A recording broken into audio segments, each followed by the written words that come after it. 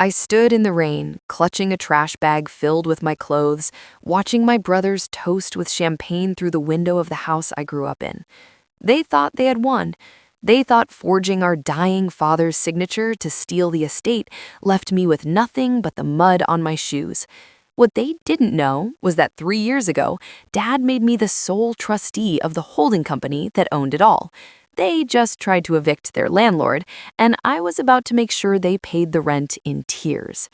To truly understand what happened next, you have to understand my brothers and just how they saw me. The sound of crystal clinking against crystal echoed through the hallway, sharp and piercing, like a warning bell nobody was listening to. I adjusted the tray of hors d'oeuvres in my hands, taking a deep breath before pushing open the heavy oak doors to the drawing room. "Mia, finally," Jake sneered, not even looking at me as he snatched a crab cake from the tray. "We were about to send a search party, or just fire you. Haven't decided yet." Julian, my other brother, laughed. It was a wet, ugly sound that had grated on my nerves since we were children. "Don't be mean, Jake. Who else is going to clean the toilets for free?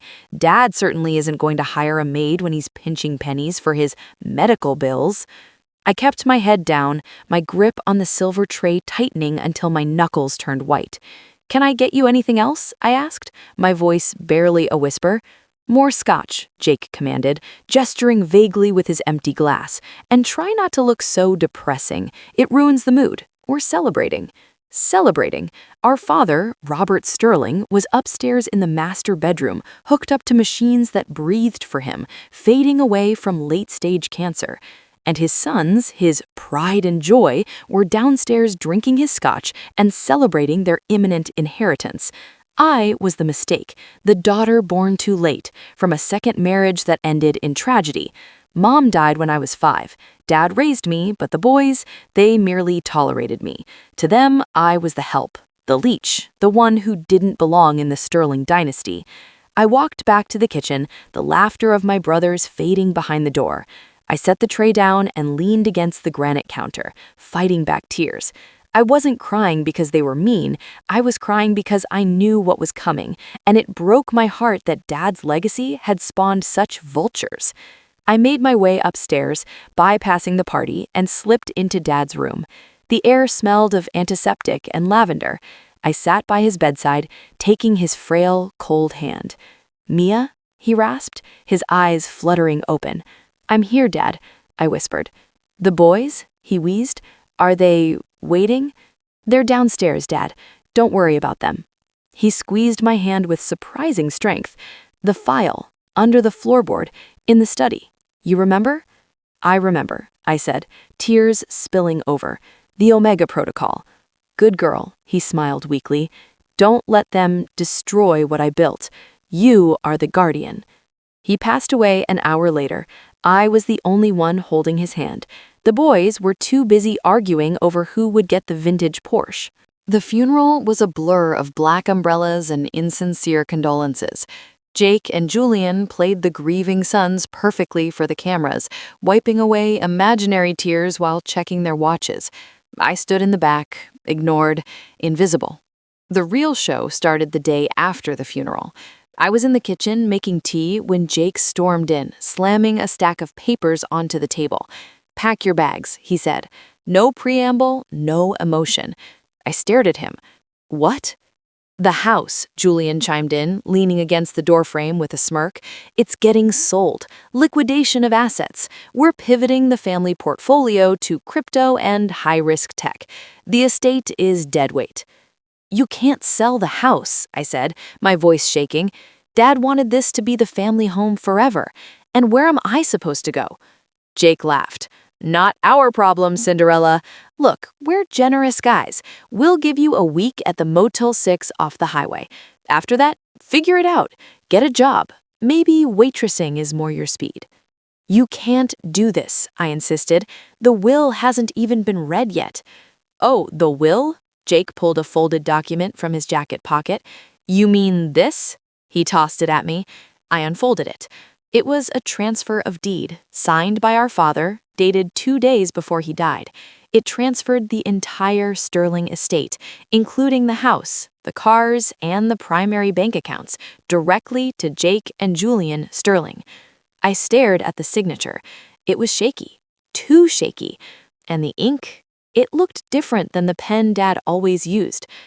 "He couldn't hold a pen 2 days ago," I said quietly. "He had a moment of clarity," Julian said dangerously, stepping closer. "Are you calling us liars, Mia?" "I saw you in the study," I lied, testing them. "I saw you practicing his signature." Jake's face went cold. He grabbed my arm, hard. "Listen to me, you little leech. Nobody cares what you think you saw. This is our world now. You have 1 hour to get your trash out of our house, or I'm calling the police and having you removed for trespassing." I looked into his eyes and saw nothing but greed. No love, no grief, just a bottomless pit of want. "Fine," I said, yanking my arm back. "I'll leave." I didn't argue further. I didn't beg. I went to my room, packed a single suitcase, and walked out the front door. As I reached the gate, I looked back. They were in the window, toasting with Dad's champagne. I pulled out my phone and dialed a number I hadn't called in 3 years. "Mr. Henderson?" I said when the line connected. "Miss Sterling," the deep, gravelly voice of my father's personal attorney answered. "I heard about Robert. I am so sorry. I assumed the brothers would have called by now for the reading." "They aren't calling, Mr. Henderson. They forged a deed transfer. They just kicked me out." Silence on the other end. Then a low chuckle. "Oh dear, they really have no idea, do they?" "No," I said, watching the rain begin to fall on the windshield of my old sedan. "They don't.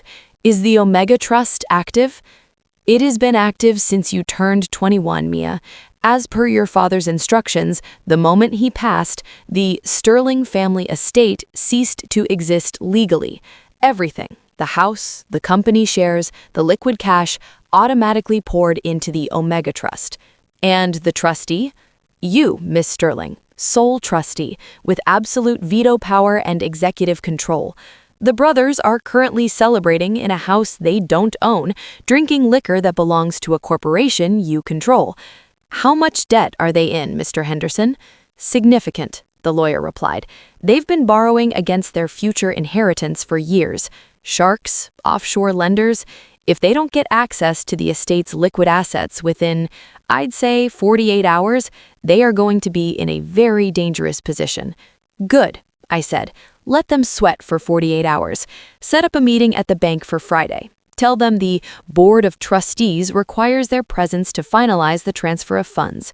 "With pleasure. And Mia?" "Yes?" "Wear something expensive." For 2 days, I slept in a cheap hotel, but I didn't feel poor. I felt like a lioness waiting in the tall grass. I watched their social media. They were throwing parties, buying watches, promising investors massive returns. They were digging their graves with golden shovels. Friday morning arrived. I put on the black, tailored suit Dad had bought me for my graduation, the one the boys said made me look like a secretary. I paired it with his vintage Patek Philippe watch. I slipped my hair back. I looked like a Sterling. I arrived at the First National Bank headquarters.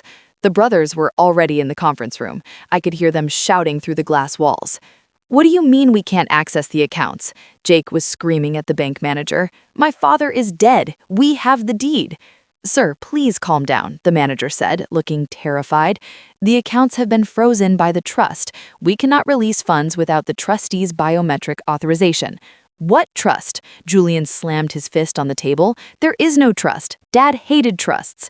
I pushed the door open.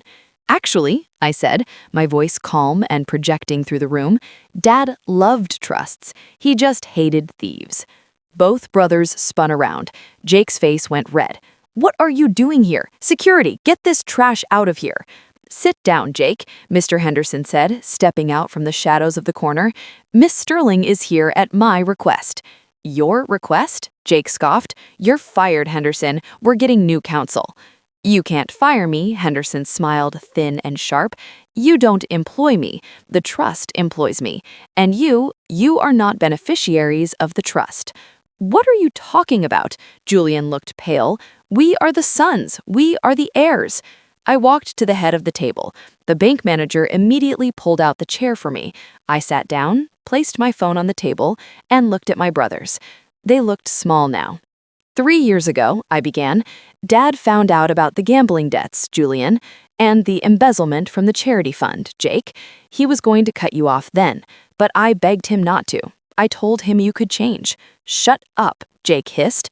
So, I continued, ignoring him, he created the Omega Trust. He placed every single asset, the house, the cars, the business, the $50 million in liquid capital, into it, and he named a sole trustee to oversee it, someone who hadn't stolen from him, someone who actually cleaned his bedsheets when he was sick instead of trying to forge his signature. I slid a folder across the table. That is the trust charter. Jake grabbed it, his hands shaking. He flipped through the pages, his eyes darting frantically. He stopped on the last page. The color drained from his face completely. "No," he whispered. This is fake." "It's notarized, filed, and irrevocable," Henderson said. "Who?" Julian demanded, leaning over Jake's shoulder. "Who is the trustee?" Jake looked up at me, his eyes wide with horror. "Mia." Silence. Absolute, suffocating silence. "You?" Julian laughed nervously. "That's a joke. You can't run a business. You're you." "I am the legal owner of the house you are currently squatting in," I said coldly. "I am the owner of the cars you drove here, and I am the only person who can unlock the accounts you are trying to drain." "Mia." Jake's voice changed instantly. It became soft, wheedling, the voice he used when he wanted to borrow money from Dad. "Look, we were stressed. Grief does crazy things to people. We didn't mean to kick you out. We were just preparing the house for renovation. For you. We wanted to surprise you." "A surprise eviction?" I raised an eyebrow. "Interesting strategy." "We're family," Julian added, sweating profusely. "We have to stick together. Those lenders, Mia, they're going to kill us if we don't pay them by noon. We need $2 million. Just a loan. We'll pay you back with interest." I looked at the bank manager. "Mr. Stevens, what is the current status of the unauthorized transfer attempt my brothers made using the forged deed?" "We have flagged it as fraud, Miss Sterling. Per your instruction, we have also notified the district attorney's office." "The DA?" Jake shrieked. "Mia, you can't put your own brothers in jail." I stood up. "You left me in the rain with a trash bag, Jake. You forged a dying man's signature. You aren't my brothers. You're just bad investments." I turned to Henderson. "Evict them from the estate immediately. Sell the Porsches to cover the legal fees, and ensure the police have the security footage of them entering Dad's study the night he died." "Mia, please." Julian dropped to his knees. Actual tears this time. "I have a family. I have debts." "Then I suggest you get a job," I said, walking to the door. "I heard the diner off the highway is hiring waitresses, or maybe janitors." I walked out of the bank and into the bright sunlight. I checked my phone. A notification from the security system at the house popped up. The smart locks had been changed remotely. My brothers were locked out. I hailed a cab. "Where to, miss?" the driver asked. "Home," I smiled. "I have a house to clean."